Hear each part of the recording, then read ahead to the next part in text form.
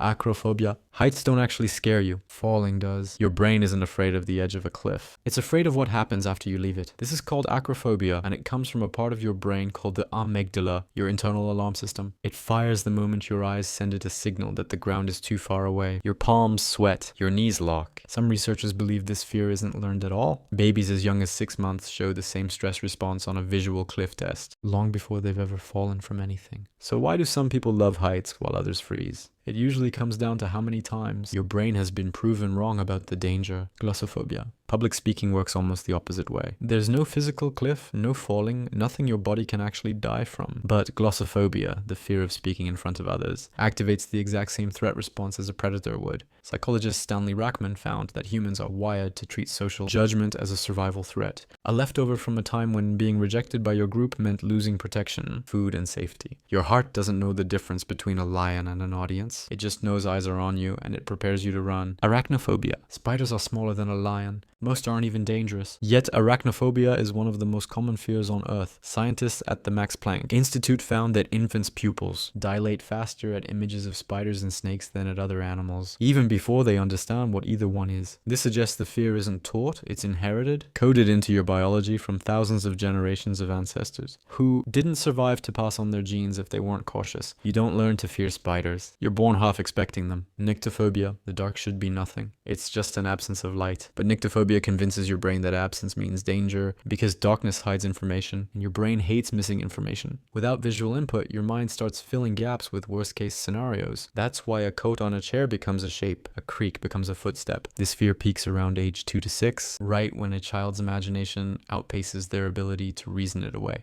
Thanatophobia. Then there's the fear underneath most of the others. Thanatophobia, the fear of death. Ernest Becker, the anthropologist who wrote The Denial of Death, argued that nearly all human ambition secretly exists to distract you from this one fear. Careers, art, legacies, children, all of it, he claimed, is a way of proving you'll leave something behind. Terror management theory, built directly from his work, has shown in dozens of studies that simply reminding people of their own mortality changes how they vote, spend, and treat strangers. You don't need to think about death consciously for it to be steering you. Acrophobia. Failure has its own fear, and it doesn't come from the failing itself. It comes from what you believe failure says about you. Psychologist Dweck spent decades studying this and found the difference between people who fear failure and people who don't usually isn't talent. It's whether they believe their abilities are fixed or able to grow. If ability feels fixed, every failure feels like proof you were never good enough to begin with. That belief alone is enough to make people quit before they've truly tried. The fear of abandonment. And finally, the fear that shows up earliest and stays the longest. Psychologist John Bowlby's attachment theory showed that infants form a deep biological expectation that a caregiver will return. When that expectation gets broken enough times, the fear doesn't disappear in adulthood. It just changes shape, showing up as jealousy, clinginess, or the instinct to leave a relationship before you can be left.